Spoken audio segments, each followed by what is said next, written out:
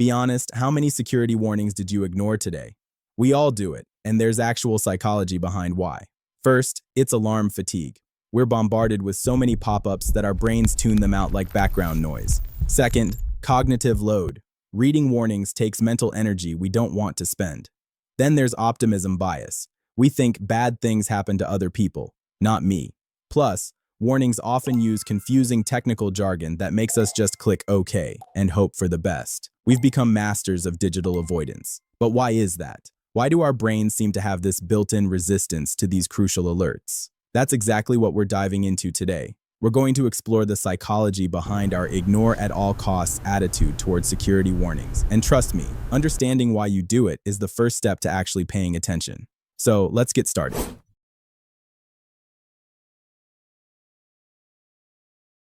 Hello everyone, and welcome back to the channel. Now be honest with me. How many times today have you seen some kind of security warning pop up on your phone or your computer?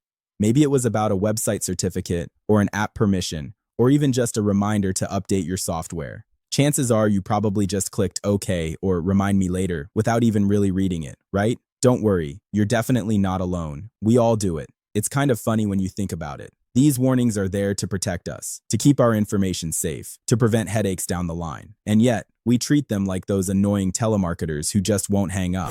Let's kick things off with a concept that's pretty central to how our brains work. Alarm fatigue. Think about it like this.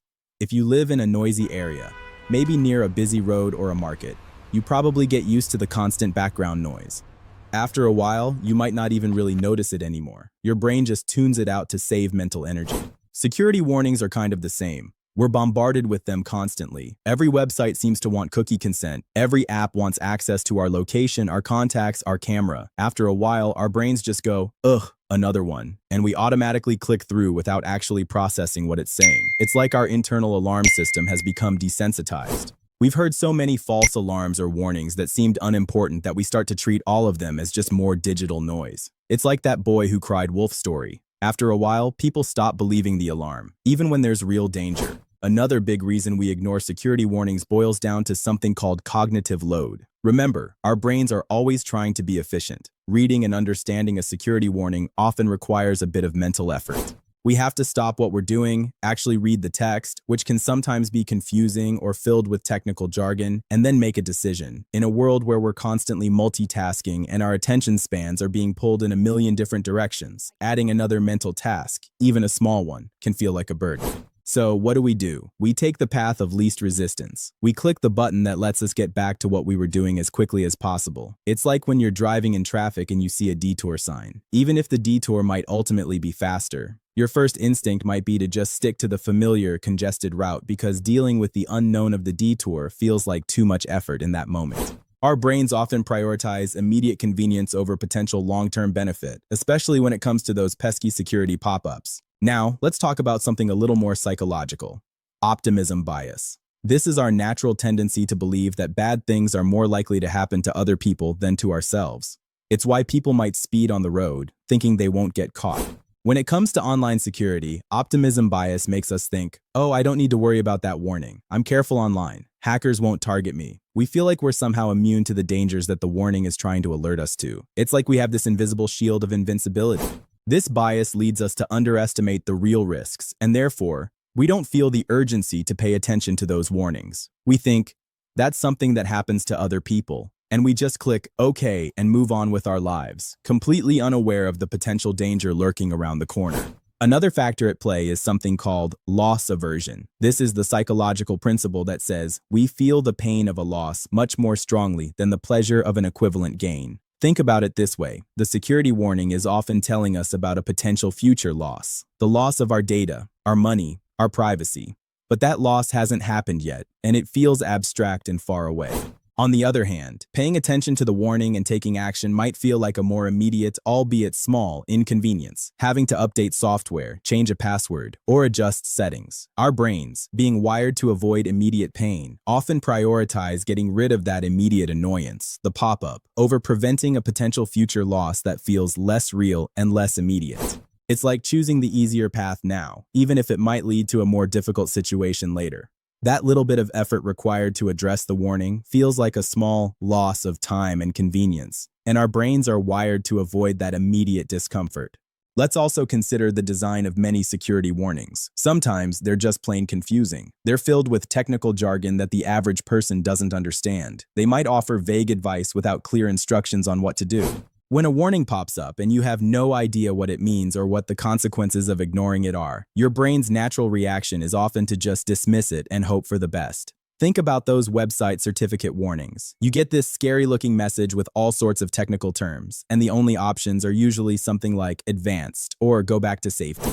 For most people, neither of those options feels particularly appealing or understandable, so they just try to find the smallest continue anyway button and hope for the best. If the warnings were clearer, more concise, and provided easy-to-understand instructions on what action to take and why it's important, we might be more inclined to actually pay attention. Finally, let's touch on the normalization of risk. We've all heard stories about data breaches and online scams. They're almost become a regular part of the news cycle. And unfortunately, when something becomes common, we can start to become desensitized to it. We hear about these things happening to other people so often that we start to see it as just the normal state of affairs online. This normalization of risk makes us less likely to take individual security warnings seriously. We think, well, these things happen.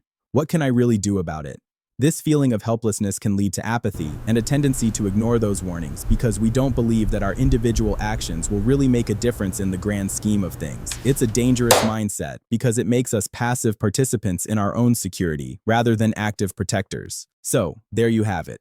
A whole cocktail of psychological reasons why we're all a bit addicted to ignoring those security warnings. It's not that we're intentionally trying to be reckless. It's just that our brains have these built-in tendencies that often work against our best interests in the digital world. But the good news is, understanding these psychological triggers is the first step towards changing our behavior. By being aware of alarm fatigue, cognitive load, optimism bias, loss aversion, confusing design, and the normalization of risk, we can start to consciously push back against those automatic ignore responses. Now, I want to give you a simple but effective strategy to help you break this habit. It's all about creating a pause and ponder rule for yourself. The next time a security warning pops up, resist the urge to immediately click it away. Instead, take a deep breath and ask yourself a few quick questions. 1. What is this warning actually saying? Even if it's a bit technical, try to identify the core issue. 2. What could be the potential consequences of ignoring it? Think realistically about what might happen if you just click OK. 3. Is there a safe way to verify this warning? If it's about your bank, could you log in directly to their website instead of clicking a link? By just pausing and pondering for a few seconds, you can engage your rational brain and make a more informed decision instead of just reacting out of habit or convenience. It's a small change, but it can make a huge difference in your online security. So, let's make a pact, right here and now. Let's all try to be a little more mindful of those security warnings. They might be annoying, but they're often our first line of defense in a world that can sometimes feel like a digital Wild West. What's the most ridiculous security warning you've ever ignored? Or maybe one that you ignored and later regretted? Share your stories in the comments below. Sometimes a little shared experience can be the best reminder. If you found this explanation insightful, smash that like button and also share this video. Let's help others understand why they might be ignoring crucial security advice. Do not forget to subscribe to the channel and hit that notification bell so you will be the first to know when we drop another great video. If you want to move beyond just trying to remember our pause and ponder rule and start making your online security truly effortless, a great first step is to download our free security checklist. It's packed with simple, no-nonsense steps that take the guesswork out of staying protected, so you can stop worrying about every little pop-up and get back to what you were doing. Just head over to tlaris.com to grab your copy. Thanks for watching, stay safe online, and see you in the next one.